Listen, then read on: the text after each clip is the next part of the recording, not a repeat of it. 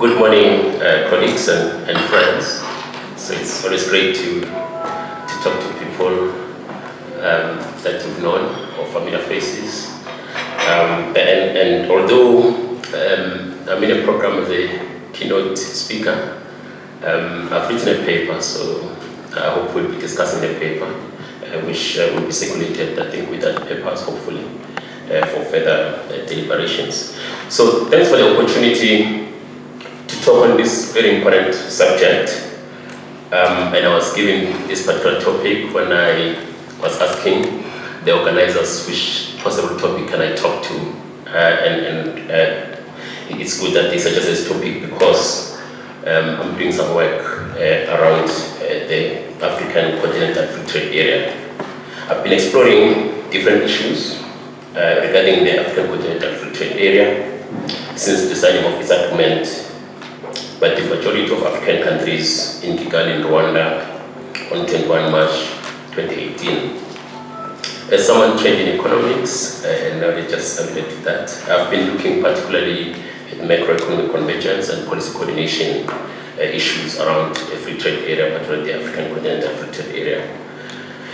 I've written an essay on this, which I'm yet to tighten up and get published, so looking at this. As fate will have it, when I presented this particular essay I'm referring to in a conference in May 22, earlier this year, the person responsible for regional integration at the United Nations Economic Commission for Africa was present and later approached me to do work around the African Continental Free Trade area. So we've been busy with this work for the past 3 months now, and it's concluding end of November. We're mainly focusing on the governance of the African Continental Free Trade area and other free trade area arrangements or agreements that exist in Africa, as well as customs unions and monetary communities that are in place. As I indicated, the work is still ongoing, hence it is a great opportunity for me to reflect on the pertinent issues in a broad context of continental integration. So I'm going to talk about the African Continental Free Trade area in the context of continental integration. The focus of this speech or this paper is on critical issues that need attention for the African Continental Free Trade area to be successful within the bigger agenda of the creation of an African economic community, as was envisaged in the 1991 Abuja Treaty in particular, but of course that dates back at the formation stages of the OAU, and the Lagos Plan of Action talks to this, but the Abuja Treaty of course goes into a lot of detail and actually presents it as a legal requirement. And ultimately, for some of us, the political federation of African countries into the United States of Africa. So as I conclude my presentation today, I'm going to be making a case for a political federation of African countries into a one Africa that we call, in one forum that I'm part of, a United African States. And I'm going to explain a bit on that.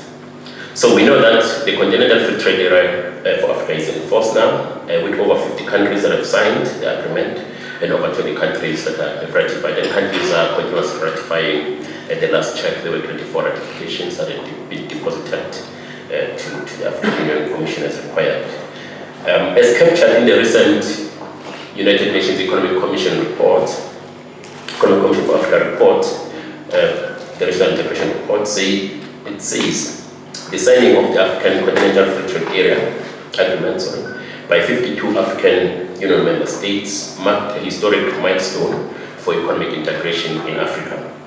By 1 April 2019, just over a year after the signing ceremony, the threshold of ratification by 22 countries required for the agreements to enter into force had been reached. The speed of this ratification process is unprecedented in AU history, and many have said the same, that you have a Continental Free Trade area, that the negotiations start around 2015, and within a relatively short space of time, many countries sign, overwhelming majority of countries sign, and within a year it enters into force. It has overtaken the tripartite free trade area of COMESA, which I'm talk about the East African Community and SADC. So it's something worth looking at, given that it's moving at the speed that is said to be unprecedented, as many have said. The African Development Bank, with African Union Commission and UNECA, last year opined that the African Continental Free Trade Area has the potential to promote employment, industrial linkages, economic diversification and structural transformation in Africa. Long-term gains that are predicted include a boost in intra-African trade of more than 50% and welfare gains amounting to $16 billion US. Briefly, there are three components to the agreement, and I'm going to highlight those very quickly because I think it's important for our discussion. The first part deals with definitions and presents what is intended, what the agreement intends and the scope of the agreement, as well as the principles that govern the agreement, as well as the institutional and processes, the mechanisms for dispute resolution and so forth that are part of the agreement.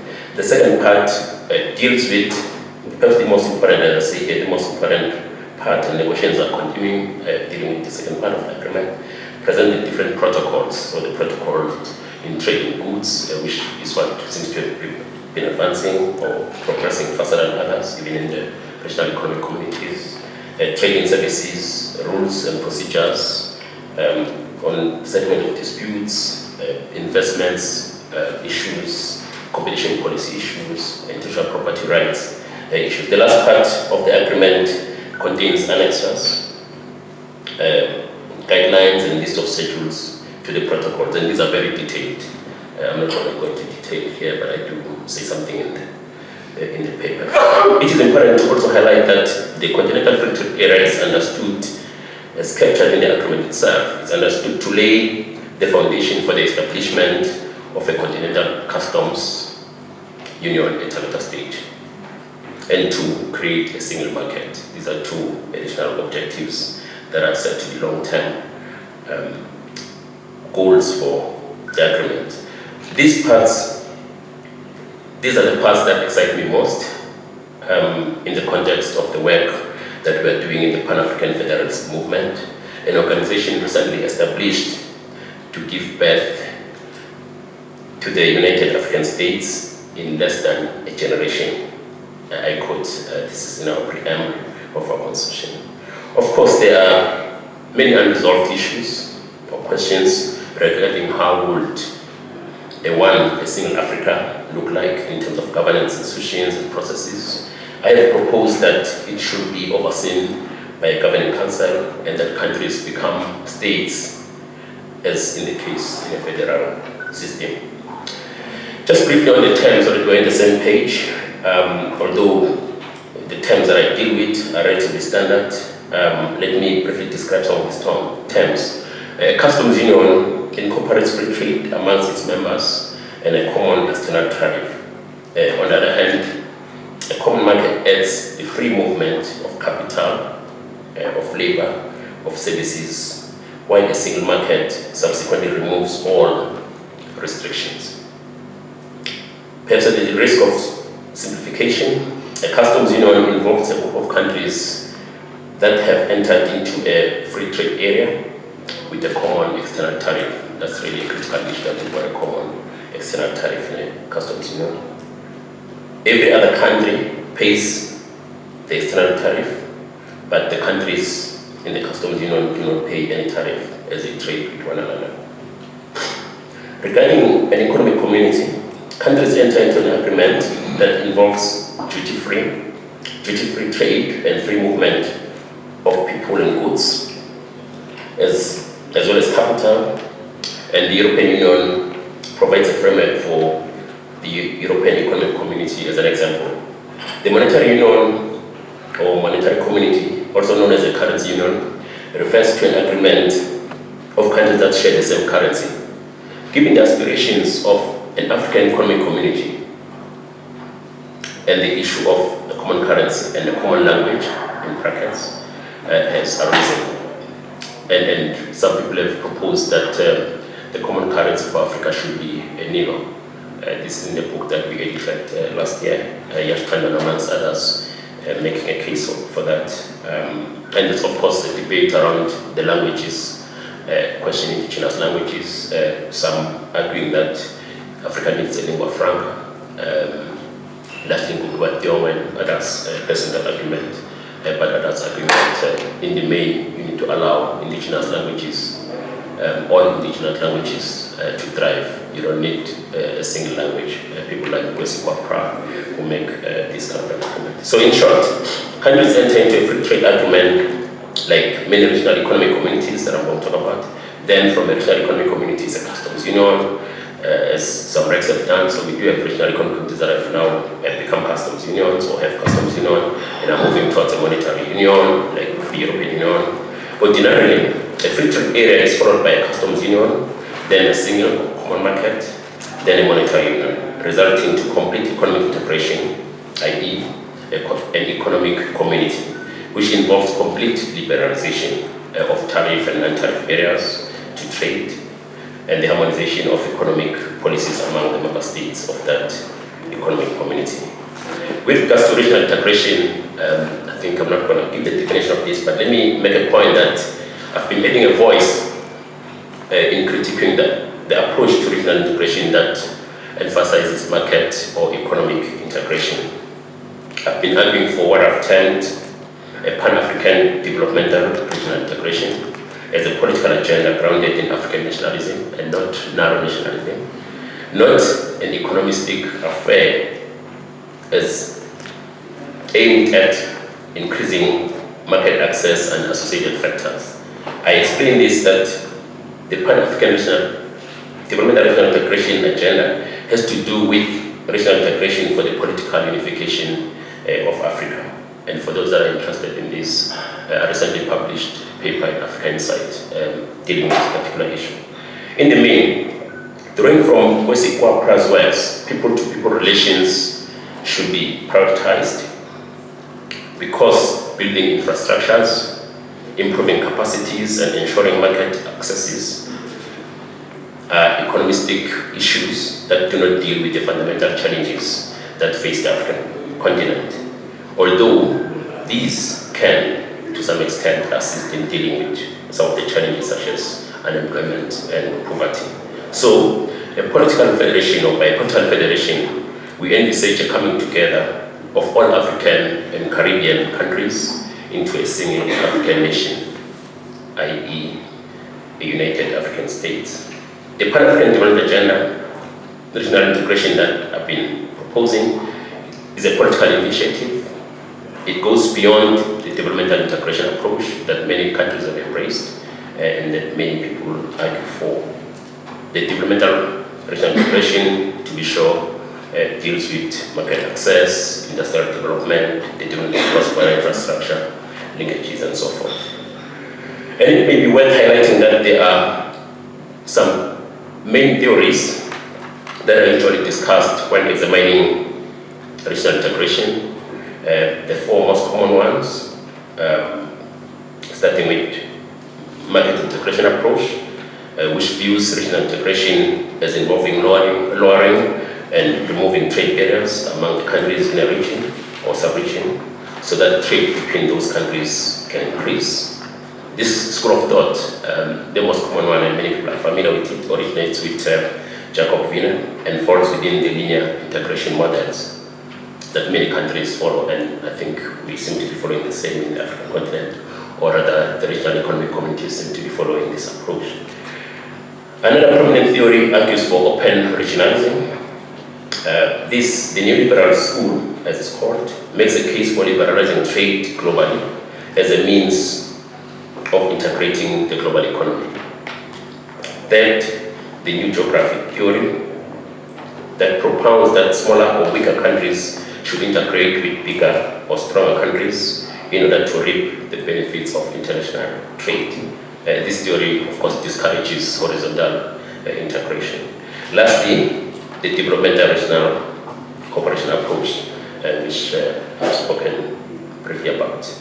So integration in Africa has been a priority since political independence, and particularly with regard to economic integration, an African economic community was seen as the end goal. So we see this during the early discussions at the formation of the Organization for African Unity, that there is this aspiration of an African economic community. We see it in the Lagos Plan of Action, that makes emphasis on this, and of course the Abuja Treaty made the African economic community an aspiration, that aspiration as a legal requirement. And the 2000 Constitutive Act of the African Union, the 2012 Boosting Intra-African Trade Action Plan, and other initiatives also talk into this. So is the Agenda 2063. Historically, there have been or were different schools of thoughts, or camps, or groups, or blocs, people call this differently, in the pursuit of uniting Africa. The Casablanca group that I think many of us are aware of, which was made up of Algeria, Egypt, Ghana, Guinea, Libya, Mali, and Morocco, was largely influenced by Pan-Africanism as a driving force in building a post-colonial united African state in the early 1960s. Some of the prominent leaders for this group, the Casablanca group, include Dr. Kwame Nkrumah, Sekou Touré, and King Mohammed V, as well as Gamal Abdel Nasser. Then is the Brazzaville group or bloc, which was comprised mainly of the French colonies and advocated for a gradualist approach, starting with regional economic and cultural cooperation. And then there was a Monrovia group, which is often not spoken about, was comprised of Nigeria, a very big group, Sierra Leone, Liberia, Togo, Ivory Coast, Cameroon, Senegal, and so on. This group, the Monrovia group, brought together the Casablanca and Brazzaville groups, although it was closer in my assessment to the Brazzaville group, if you follow the discussions. It was this group which paved the way for the formation of the Organization of African Unity in 1963 in the presence of statesmen such as Kwame Nkrumah of Ghana, Modibo Keita of Somalia, Gamal Abdel Nasser of Egypt, Sekou Touré of Guinea, Julius Nyerere of Tanzania, Ben Bella of Algeria, Emperor Haile Selassie of Ethiopia, Yamtu Men of Liberia, Thabo of Nigeria, and Jomo Kenyatta of Kenya, and many others. I can't go to the whole list here. Having said this, there is another view, or there are other views. For instance, Juma Ndongo Faye, in the Pan-African Federalist Movement, has argued that the Brazzaville and the Casablanca groups were not actually formed on matters concerning the political unification of Africa. And I think this is something that we need to research further. He was saying this in response to the paper that I referred to, which I recently published. His view is that these two groups were actually formed around the support of the independence from the French rule, particularly Algeria. As he puts it, not only almost all the members of the Casablanca group voted against Nkrumah in Addis on May 1963, but Laos was one of the participants to this meeting. Yet, yes, Nkrumah tried his best to add to the agenda of the Casablanca meeting the acceleration of the political unification of Africa, but Nasser and them only paid lip service to Nkrumah's proposal. I've just quoted Juma Ndongo Faye, and I think it's an important point that he makes, because normally when we discuss these blocs and groups, the historical tests suggest that it's Casablanca, Monrovia, Congo Brazzaville, or the Brazzaville, not Congo Brazzaville, the Brazzaville group, that were actually in the pursuit of the unification, political unification of Africa. But his argument is that they were not for that, rather they were for independence, political independence, than, as we've argued elsewhere, that is for Pan-African unity. That said, the political federation that has been the hope for many leaders and activists in Africa remain a pipe dream. And there are many attempts that have continued around this. The former president of South Africa, Thabo, together with former president of Nigeria, Olusegun Obasanjo, and others, and the late Colonel Gaddafi, who've been trying to take this forward, but the reality is that we've not gone very far. There are some developments or progress maybe around the formation of the new Economic Partnership for Africa's Development and the African Peer Review Mechanism. And what we see lately in my assessment is that Paul Kagame of Rwanda has been championing this agenda, particularly starting with the reforms of the African Union and also introducing the changes that have now taken place regarding NEPAD. By the way, NEPAD is now called the African Union Development Agency. It's no longer NEPAD as we had conceptualized it. And it's dealing with coordination and implementation projects aimed at regional integration, including strengthening capacities of AU member states and regional economic communities. So back to the Continental Free Trade Area. Phase 1 negotiations completed, and now the discussion is around Phase 2. Phase 2 dealing with competition policy, as I said, investment, intellectual property rights, and other areas such as e-commerce that need to be resolved. Again, going back to the Abuja Treaty, putting forward the African Economic Community as a legal requirement for Africa.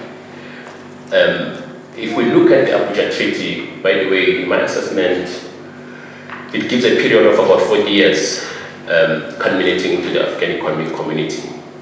And my calculation last night, in preparation for this talk, I think we're at about 32 years of implementing the Abuja Treaty. I'm just raising that for reflection because often there's a view that we have failed, right? The Abuja Treaty was not achieved or its targets were not achieved. And I'm going to say the areas, I'm going to highlight the areas where I think we might have failed, right? Where the African Union could have done better as far as the targets and the goals that are set in the Abuja Treaty. So, as an example, for instance, the Abuja Treaty recommended that economic integration will happen through the regional economic communities as building blocks for the creation of a single or common market in Africa, starting with regional economic communities becoming customs union. So that's maybe one area that we've not achieved this goal.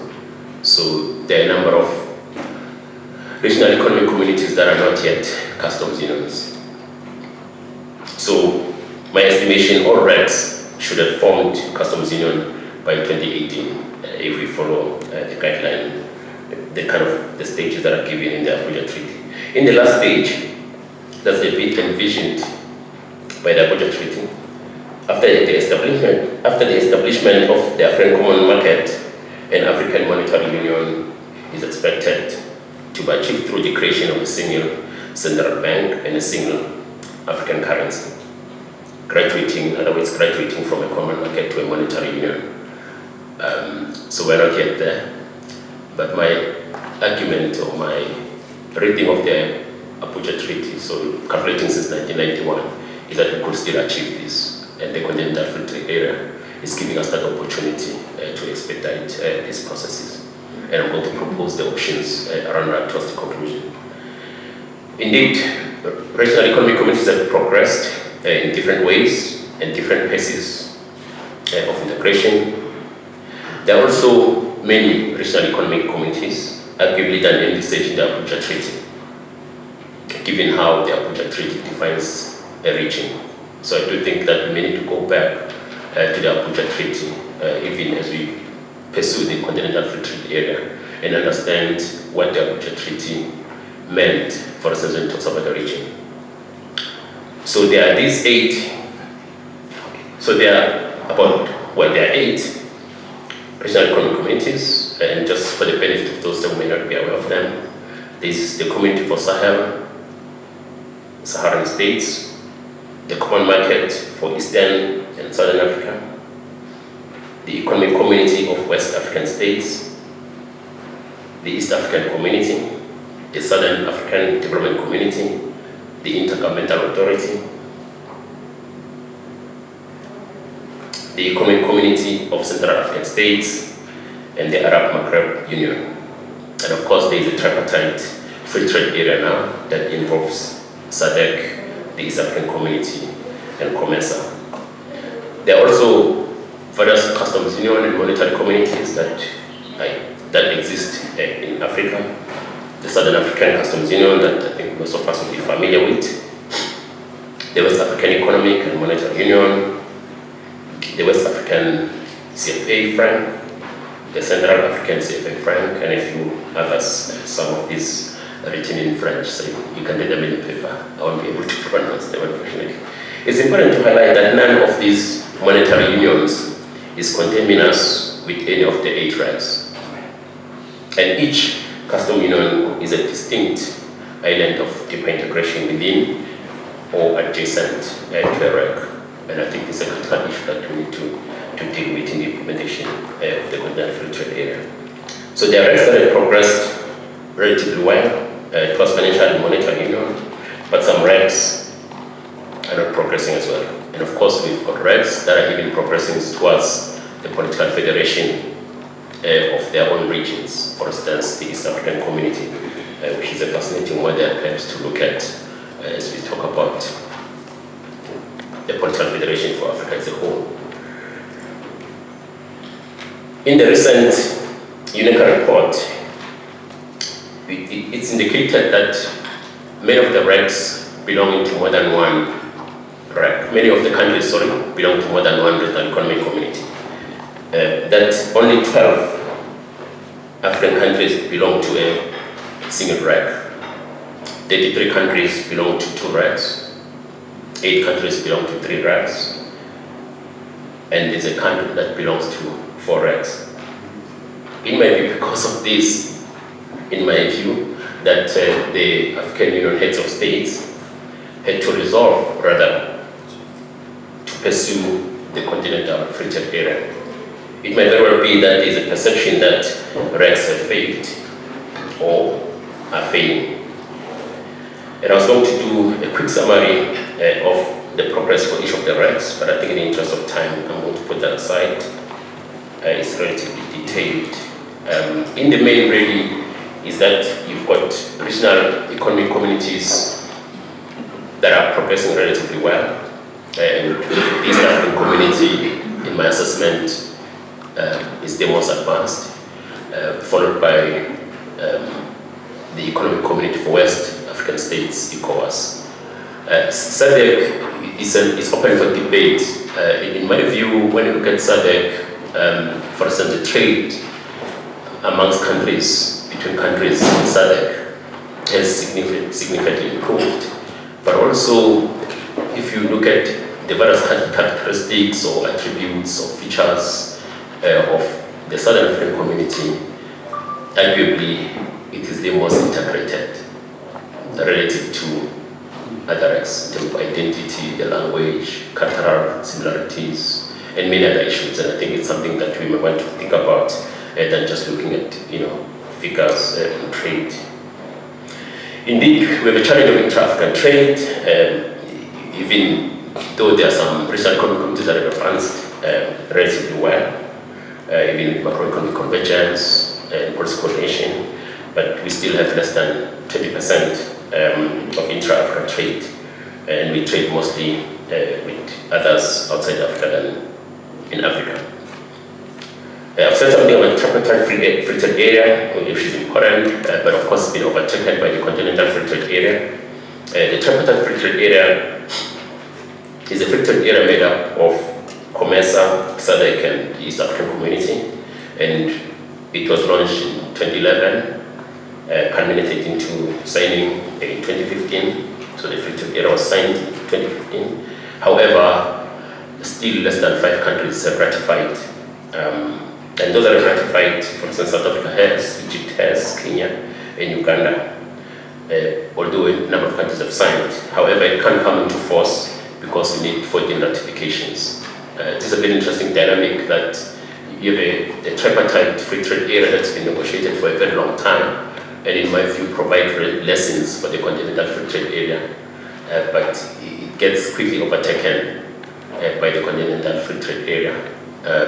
In a short space of time, more countries ratify the Continental Free Trade Area relative to ratifying the Tripartite Free Trade Area. And maybe it tells us something, so it's an area, something to look at, and there may be certain dynamics around that. And it may very be that it matters who drives this regional integration agenda. It may very well be that there are certain leaders who pushed harder, faster than it happened in the context of a tripartite free trade area. So let me come to the critical issues as time is running out. So, because the Continental Free Trade Area envisages a threshold of liberalization of 97% of tariff lines, some argue that the agreement does not go deep enough, that rather it should be arguing for 100%. And then there are others who argue that the standard that the Continental Free Trade Area sets is below the standard of some regional economic communities. And this might be correct. I just came back from Arusha. And I got a sense from the discussions and the documentation with the East African community that it has advanced very significantly ahead, most likely ahead of the Continental Free Trade Area. Understandably, because it's been there long and they've experimented, they've had challenges. But they're starting processes, for instance, for a political federation, already having, one country, and then states like in the federal system in the context of East Africa. It might also matter the number of countries that are involved in the free trade area. So, of course, the East African community is a very small regional economic community relative to others. So it might matter as well, whether if you can move faster. The second issue is that there's a group of countries that's called G7. I happen to be called G7, the notorious G7. This is Malawi, Zimbabwe, Ethiopia, Djibouti, Madagascar, Zambia, and Sudan that have raised reservations to the Continental Free Trade Area. And there are debates about the issue they've raised. However, these countries, Zimbabwe for instance, and Ethiopia, making a strong case that we need to go back to the drawing board and there must be discussions at the heads of state level. They view that the negotiations and the discussion that takes place at member states level with the technocrats and the negotiators may not be enough to resolve the issues that they are raising, that there needs to be discussion with the heads of states. Another big issue relates to the interface of the Continental Free Trade Area with other free trade areas. So we've got a litany of free trade areas, and now we have this Continental Free Trade Area. So if you take, for example, the tripartite free trade area, the regional economic communities have got their own free trade area, and other structures, including customs unions and military communities. And I'm going to talk a bit about this, providing some possible options. There's also an issue around inter-country and inter-regional dynamics. So we see inter-regional dynamics playing out in West Africa between Ghana traders and Nigeria, for instance. And we witness inter-country dynamics in SADC, for instance.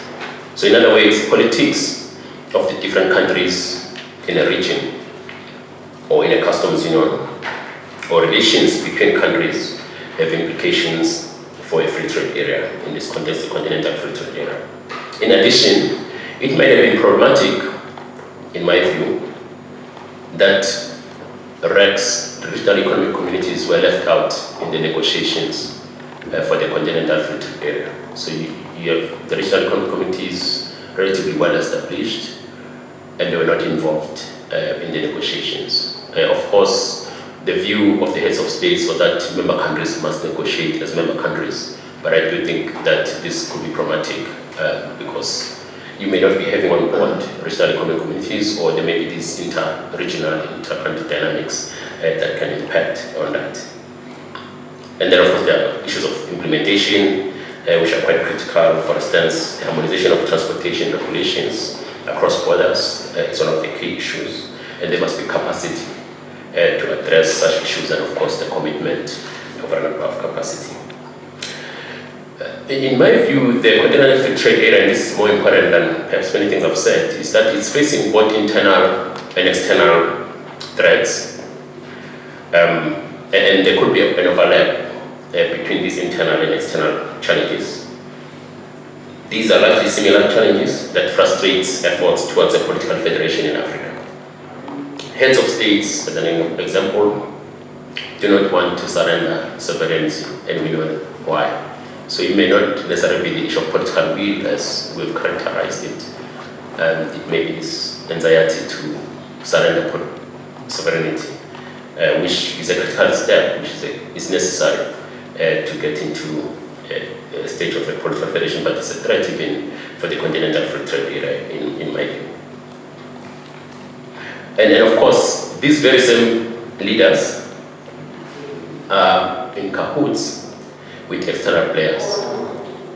It's a given that external players would not like for Africa to progress, and they would hate it if Africans united in the pursuit of a united African state.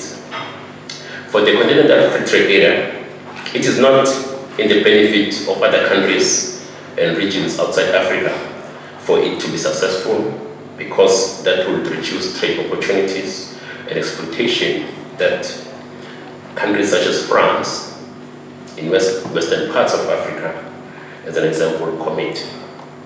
Bilateral trade arrangements benefit countries in Europe and North America more, as well as China lately.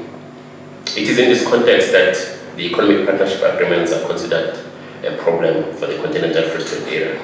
The various African Union heads of states summits cautioned against bilateral trade agreements, but many countries and some regions and customs union continue entering into these bilateral arrangements. Just yesterday or 2 days ago, SACU entered into an economic partnership agreement with the European Community. And not so long ago, which other country? I think in fact South Africa renegotiated with the EU. But countries are continuing. I think Kenya recently signed the economic partnership agreement, which I think is a challenge because we do need to focus more internally. It's at this stage whilst we're trying to make the Continental Free Trade Area to work. So I think there was a reason why heads of states resolved. If you look at the records of the meetings of the heads of states, since the negotiations for the Continental Free Trade Area started, kept cautioning against bilateral trade agreements. Of course, the language changed over time. In the beginning, it says countries should not enter into any bilateral trade agreements until we finalize negotiations. Over time, the language changes and say, well, take into account the processes towards the Continental Free Trade Area as we negotiate bilateral trade agreements. So I guess they're too pragmatic because countries will continue anyway entering into this. So we know that, for instance, AGOA, the African Opportunity Act, is lapsing in 2025. It had already lapsed, by the way, 10 years ago. What was it? 2015? Not that long ago, yeah. But extended for another 10 years. So, in my view, it's likely that the United States, going forward, is going to prefer to negotiate with individual countries, and this, in my view, will have a negative impact on the Continental Free Trade Area. Another critical issue is that many countries belong to more than one regional economic community, and because I've spoken to that, I'm not going to go into detail. But one of the issues really around this is that member states in a Continental Free Trade Area, as envisaged, are expected to identify and agree on the eligible goods for preferential treatment through a list of clear and simplified rules of origins that will be easy to administer and that promotes value addition along the continental production chain. One of the issues that need to be taken into account is that there is a close relationship between tariff concessions and the rules of origin. In addition, preventing trade deflection, protecting domestic industry, facilitating trade is critical, also ensuring that smaller firms are not unduly encumbered. In the meantime, it will also be important to resolve the challenge of regional economic communities that are not party to their free trade to a regional economic committee free trade regime. So you have an instance, for instance, Ethiopia is a member of COMESA, but is not party, has not signed the free trade agreement of COMESA. You have a case in SADC, where Angola is a member, but has not signed, is not party to the SADC free trade area. And then these are some of the issues that should be quickly resolved as we move towards the Continental free trade area. There are issues around most favored nation, and suggestions I make here about WTO, that where feasible, we should follow that as guideline. And also the challenge that, if not all, the countries that are party to the Continental free trade area are also WTO members. And of course, WTO and under General Agreement on Tariffs and Trade, there are certain guidelines that are given, and it's something that needs to be taken into account as we talk about the implementation of the African Union. Whether, how do you balance that out? How do you ensure that there are no contradictions or challenges at the latter stage? I say something about the variable geometry principle. This principle is one of the principles of the Continental free trade area, and I think for many free trade areas.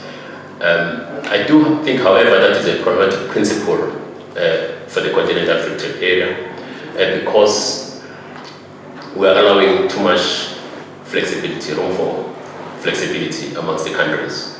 So the geometric variable principle, in my view, makes sense in a context of regional economic community. But as we talk about the Continental free trade area, I think it may be problematic that you allow countries to move at different speeds to integration. I think we need tighter guidelines around that. I'm not going to say anything about the macroeconomic convergence. There's a paper that I've done around that. And of course, policies, which are also critical in the coordination. The point I make here around macroeconomic convergence and policy coordination is that perhaps we can draw lessons, particularly lessons of what not to do from Mercosur in Latin America, ASEAN, for the Association of Southeast Asian Nations and the European Community, and perhaps CARICOM. So some of these communities provide us lessons of what not to do if you look at how they've gone about their integration processes, but also very important lessons about what we could do better. So let me conclude. With regard to the interface between the Continental free trade area and other free trade areas that we have in the continent, as well as the customs unions and monetary communities, there are some options that can be explored, and I provide them here very briefly. One is that the roles of regional economic communities could be reduced into coordination. So in other words, instead of having regional communities secretariats as they are, rather they focus mainly on coordination. Is something open for debate. The Continental free trade agreement itself still views regional economic communities, just like the Abuja Treaty, as building blocks towards the Continental free trade area. But it's difficult to imagine, I think, technically, having a free trade area, a global free trade area, and these many other free trade areas. In other words, free trade areas within a free trade area. And hence, I'm making some of the suggestions. Secondly, the roles of regional economic communities could be reduced to what customs authorities do. A second option. The third option is that regional economic communities can be absorbed into the Continental free trade area. And I think maybe this is probably the most pragmatic option. Of course, a lot of detail needs to be ironed out around that. Number 4, the tripartite free trade area can become a customs union of the Continental free trade area. In other words, so you have 26 countries, so it's 27 in the tripartite free trade area. And that instead of those countries pursuing a free trade area as they've been doing and ratifying, rather heads of states make a recommendation, or I think they can make a ruling, that the tripartite free trade area rather progresses to a customs union. So you do have already customs unions within the tripartite. So COMESA is progressing towards a customs union. East African Community already has a customs union. SADC, here we've got SACO, and maybe one can build on that. Lastly, regional economic communities can become, or could become, regional sub-secretaries of the Continental Free Trade Area Secretariat. In other words, so you have this new secretariat, by the way, in Ghana, in Accra. So the new secretariat that's been put together, so they started its work on the Continental Free Trade Area. But you have these other regional secretariats, 8 of them. And this option that I'm proposing here is that the regional ones become sub-secretariats. So you have a continental one in Accra, and then in the various regions, those are sub-secretariats reporting or serving the Continental Free Trade Area. Of course, these are not going to be easy issues because they are political. The people who are invested in this, but also, there are bread and butter issues. People are employed in these regional economic committee secretariats. So once you propose changes and reducing their roles, it would mean that some people may lose jobs. But it seems to me that you could move that capacity because in any case, you need the capacity that is in the regional economic communities for the Continental Free Trade Area to work better. So you need people with experience who've tried, who have learned, failed, or learned from those failures or drawn lessons, who would be better placed, I think, in the pursuit of a Continental Free Trade Area. So you may be actually moving capacities from the regional economic communities to the continental one. But of course, the sensitivity may be that you can't do that because the Abuja Treaty also gives regional economic communities this political muscle, this influence as building blocks, but also the Continental Free Trade Area Agreement itself sees regional economic communities as building blocks for the continent. So let me quickly recap as I try to conclude. Please bear with me, Chair. So the main points I've made, one is that a free trade area, well, this is just a recap. A free trade area is followed by a customs union, then a single common market, and monetary union, resulting in a complete economic integration. In other words, an economic community, just as envisaged in the Abuja Treaty. This could be taken a step further. This is my argument. This could be taken a step further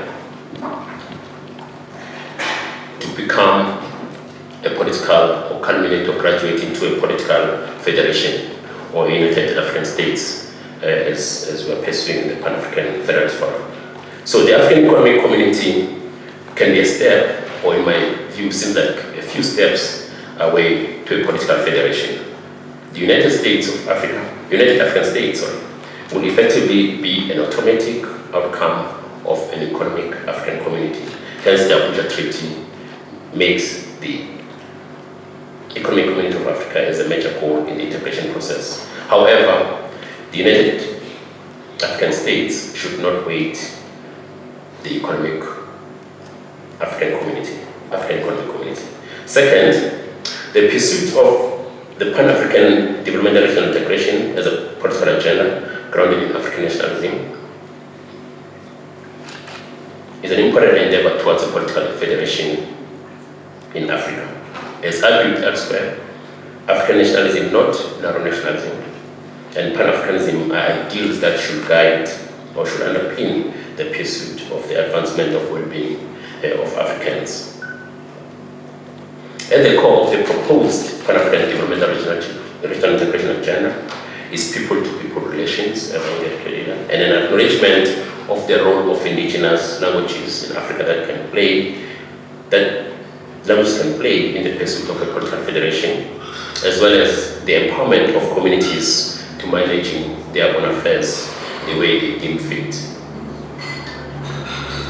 Third, the main groups, originally Casablanca, Brazzaville, and Monrovia blocs, ended up with a compromise, as I've indicated earlier. And the gradualist approach, which was a compromise, has not worked for Africa. Therefore, more effort needs to be put in place, shaped by Pan-African unity, to ensuring a political federation. The political federation, in my view, is an answer not only to economies of scale, but more importantly, to ensuring that a political argument is made instead of a legal one in dealing with constraints imposed by agreements that some of the African countries have entered into, which cannot be resolved through international law processes. The African Economic Community would not, for instance, be able to resolve the challenges that the Frank zone face because there are legal arrangements that have been entered into with the French that limit what the Frank zone can do. And in my view, such issues can be better addressed at the political terrain than the legal discussions or negotiations. Fourth, delinking, and this comes from Samiramin, as an economic phenomenon, could be coupled with disengaging, that is what I've proposed, as a political project. So I've proposed that we take forward delinking, which proposed, rather we take it forward to disengaging, and I'll explain that. Well, I've explained that as well as time is on our side now. So, unlike delinking, disengaging is not about preparing for socialism, although it could result in socialism. Samiramin largely argues this point of delinking as a stage towards socialism. Disengaging, in my view, will allow Africa to get its house in order, so to speak, then reintegrate with the rest of the world in its own terms than the terms that we imposed on it. Therefore, disengaging is not an economic process like delinking. It goes a step further in the sense that it would not only allow Africa to adopt market and production strategies that are different from the global capital system, but it will also allow Africa to resolve many of its pressing issues. Fifth, in the meantime, as part of preparing for the political federation, Africa needs a better philosophical approach to social and economic development.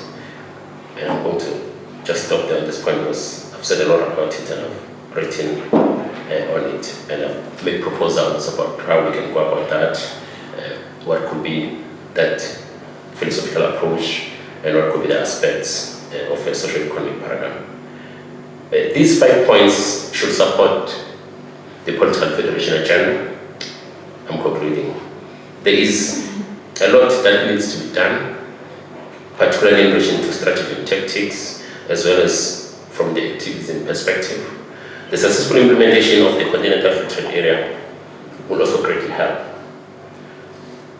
The external threats discussed above are, however, a major risk for the African Continental Free Trade Area and subsequently United African States. I imagine that the mobilization that's taking place will deal with internal threats. Overall, however, dot liberation, dot leadership, and critical consciousness, as we've been arguing, will play a big role in taking us forward. Thank you.